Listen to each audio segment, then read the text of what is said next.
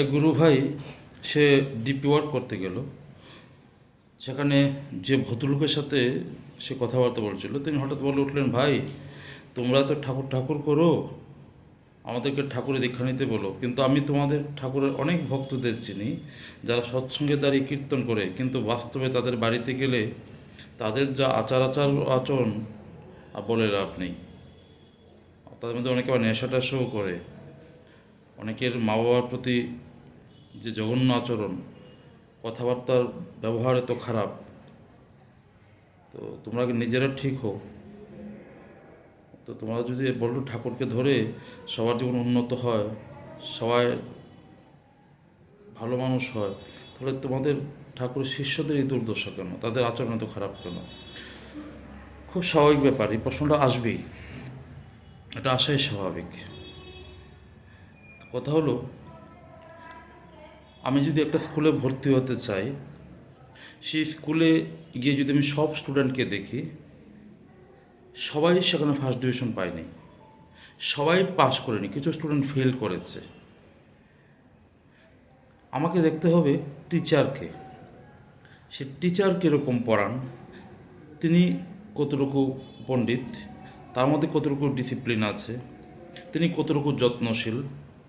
সে teacher যদি আমার পছন্দ হয়, তাহলে আমি সেই স্কুলে ভর্তি হতে পারি। বা স্টুডেন্ট সেই স্কুলে প্রচুর আসছে, খারাপ স্টুডেন্ট, ভালো স্টুডেন্ট, জঘন্য স্টুডেন্ট, বুদ্ধিহীন স্টুডেন্ট, অতি বুদ্ধিযুক্ত স্টুডেন্ট, সবাই যার যার মতো করে সেই টিচার থেকে বিদ্যা আহরণ করে সবাই যার যার মতো উন্নত হচ্ছে। আমি যদি স্টুডেন্ট সবাইকে দেখি, তাহলে কিন্তু আমার মন খারাপ হয়ে যাবে। কিন্তু আমি যদি টিচারকে দেখি, তাহলে যদি দেখি যে টিচার অত্যন্ত যত্নশীল, তিনি অত্যন্ত পণ্ডিত এবং অত্যন্ত দায়িত্বশীল, তাহলে কিন্তু আমার মনে ভরসা জাগে যে স্কুলে পড়ে আমি ভালো হব। যেমনটা আমি যদি কোনো হাসপাতালে যাই, তাহলে দেখতে পাবো চতুর্দিকে রুগী, শুধু রুগী আর রুগী, জ্বরের রুগী, পেট খারাপের রুগী, পা ভাঙার রুগী, ক্যান্সারের রুগী, টিবির রুগী, বহু রুগী। আমি কিছুক্ষণ থাকলে এই রুগীদের দেখলে মন খারাপ হয়ে যায় যে আমি এখানে কেন আসলাম, শুধু তো রুগী।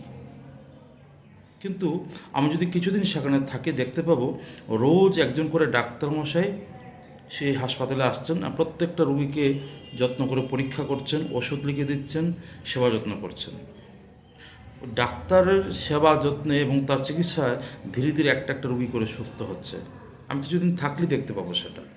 কেউ একদিনও সুস্থ হচ্ছে, কেউ 1 বছরে সুস্থ হচ্ছে, সুস্থ হয়ে বাড়ি যাচ্ছে।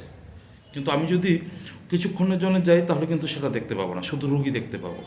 আর এইভাবে কিছুদিন থাকার পর আমি যখন দেখতে পাই যে ডাক্তার অত্যন্ত যত্নশীল, সেবাপ্রাণ, অত্যন্ত দক্ষ ডাক্তার, তাহলে কিন্তু আমার ভরসা জাগে। হাসপাতালে গিয়ে আমার মন খারাপ হয় না, কারণ ওই ডাক্তার তো আছেন, আমি নিশ্চয়ই সুস্থ হব। তাই হাসপাতালে গিয়ে রোগীর দিকে তাকালে কিন্তু আমি সাহস পাবো না, আমার ডাক্তারের দিকে তাকাতে হয়। তেমনি এই যে শ্রী শ্রী ঠাকুর এই সৎসঙ্গের প্রতিষ্ঠা করেছেন, এই সৎসঙ্গ কিন্তু একটা বৃহৎ হাসপাতালের মতো। এখানে আমরা সবাই এসেছি আমাদের বিভিন্ন মানসিক বিকৃতি, চারিত্রিক বিকৃতি, জন্মগত বিকৃতি, শিক্ষার বিকৃতি, এই সমস্ত বিকৃতিগুলি ঠিক করতে। আমরা প্রত্যেকে অসুস্থ, যার যার মতো করে, কেউ পারফেক্ট নেই। আমরা বিভিন্ন পারিবারিক স্থিতি থেকে এসেছি, বিভিন্ন জন্মগত বৈশিষ্ট্য নিয়ে এসেছি, আমাদের মধ্যে নানা ভুল ত্রুটি ভর্তি। আমরা এখানে এসেছি শ্রী শ্রী ঠাকুর এবং শ্রী শ্রী আচার্যদেবের মাধ্যমে আমরা চিকিৎসিত হচ্ছি। যার রোগ খুব কম, সে খুব তাড়াতাড়ি সুস্থ হচ্ছে, যার রোগ অত্যন্ত গভীর, সে ধীরে ধীরে সুস্থ হচ্ছে। কিন্তু সবাই ধীরে ধীরে সে সুস্থতার পথে এগিয়ে চলেছি। আমি যদি এখানে এসে ওই রুগীদেরকে দেখি, তাহলে কিন্তু আমি বিভ্রান্ত হব।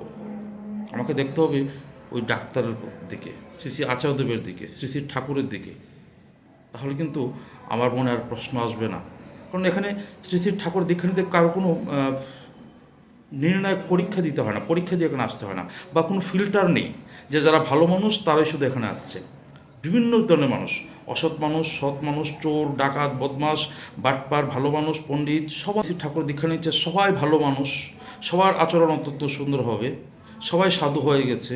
যে সৎসঙ্গে দ্বারা কীর্তন করছে সে অত্যন্ত ভালো মানুষ, সে ধার্মিক মানুষ, তাহলে সেটা আমার বোকামি। সে একটা প্রসেসের মধ্য দিয়ে আছে। শ্রী শ্রী ঠাকুরের যে বিধান, প্রত্যেকদিন নাম ধ্যান করা, ইষ্টবিধি করা, প্রার্থনা করা, আচার্য সঙ্গ করা, ডিপি ওয়ার্ক করা, এই চর্চার মধ্য দিয়ে সে ধীরে ধীরে ধীরে ধীরে একটা শুধরানোর প্রসেসে আছে, একটা চিকিৎসার মধ্য দিয়ে আছে। যদি সে সম্পূর্ণ সুস্থ হয়ে যায়, সম্পূর্ণ উন্নত মানুষ হয়, তখন আমি তাকে অন্যরকম দেখব, কিন্তু সে একটা প্রসেসে আছে। তাই তাকে দেখে যদি আমি প্রশ্ন করি যে তোমাদের এই সৎসঙ্গে তো বহু খারাপ মানুষ আছে, তো সেটা আমার বোকামি, বই, অন্য কিছু নয়। মুদ্রা কথা হলো, আমি যদি দীক্ষা নিতে যাই তাহলে ঠাকুরকে দেখে নেব, শ্রী শ্রী আচার্যদেবকে দেখে নেব। আর আমি কিছুদিন যদি এখানে থাকি, দেখতে পাবো বহু মানুষ আজকে থেকে 15-20 বছর আগে যে চরিত্রের ছিল, যে স্বভাবের ছিল, আজকে সে অনেকটা উন্নত হয়েছে। আমি বহু মানুষকে চিনি, আজকে থেকে 5-10 বছর আগে মদ খেয়ে রাস্তায় পড়ে থাকতো। আমার সাথে এরকম বহু গুরু ভাইরা চলে, ডিপি ওয়ার্কে যায়, যারা একসময় আজকে থেকে 10-15 বছর আগে নেশা খেয়ে রাস্তায় কিনে পড়ে থাকতো, রাত্রে 2টার সময় বেরিয়ে মদ খেয়ে মারামারি করতো, জঘন্য যে একটা জীবনযাত্রা ছিল।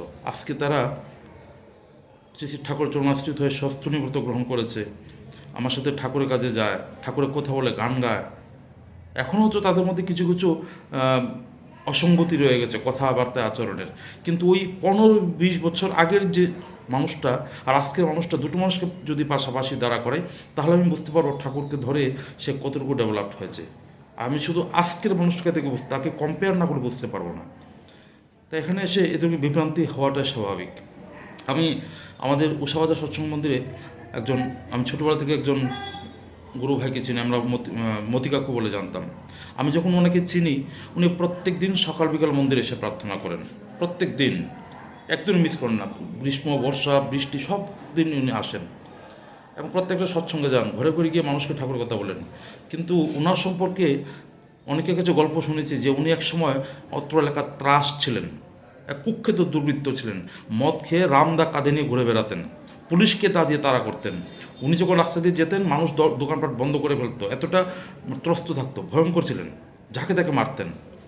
এই মানুষটাকে যখন আমি দেখেছি, অত্যন্ত মাটির মানুষ, একদম সহসল মানুষ, রোজ প্রার্থনায় আসছে, সৎসঙ্গে যাচ্ছে, মানুষের সাথে হাত জোড়ে কথা বলছে। এরকম বহু মানুষ ঠাকুর জগতে সে পরিবর্তন হয়েছে, কিন্তু ওই প্রসেসটার মধ্য দিয়ে হঠাৎ করে মানুষটাকে দেখলে আমি বুঝতে পারবো না তা পরিবর্তন কীরকম হয়েছে।